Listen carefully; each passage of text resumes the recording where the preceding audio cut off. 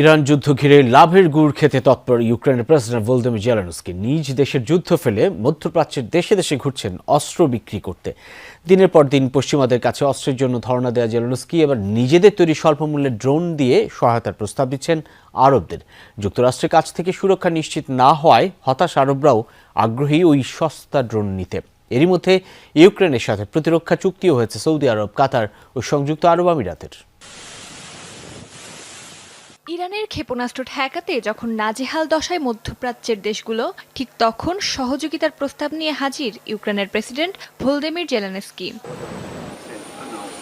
চলমান উত্তেজনার মাঝে নিজেদের তৈরি অস্ত্র বিক্রির আশায় তৎপর জেলেনস্কি। নিজ দেশে যুদ্ধ চললেও সেসব ফেলে এখন মধ্যপ্রাচ্যের দেশে দেশে ঘুরছেন স্বল্প মূল্যের ড্রোন ফেরি করতে। সস্তায় ড্রোন পাওয়ার প্রস্তাব লুফে নিচ্ছে একের পর এক আরব দেশ। এরই মধ্যে চুক্তি হয়েছে সৌদি আরব, কাতার ও সংযুক্ত আরব আমিরাতের সাথে। ইউক্রেন সৌদি নতুন প্রতিরক্ষা চুক্তি অনুযায়ী সামরিক সহযোগিতা, প্রযুক্তি বিনিময় এবং ভবিষ্যতে যৌথ বিনিয়োগে একমত হয়েছে দুদেশ। সৌদি থেকে রাডার ও আকাশ প্রতিরক্ষা প্রযুক্তি নেবে কিয়েভ। বিনিময়ে ইউক্রেনের ইন্টারসেপ্টর ড্রোন নিরাপদ রাখবে সৌদি আকাশ। একইভাবে যুক্তরাষ্ট্রের দামি ইন্টারসেপ্টর বাদ দিয়ে সস্তা কিন্তু কার্যকর ইউক্রেনীয় ড্রোন কিনবে কাতার আমিরাত।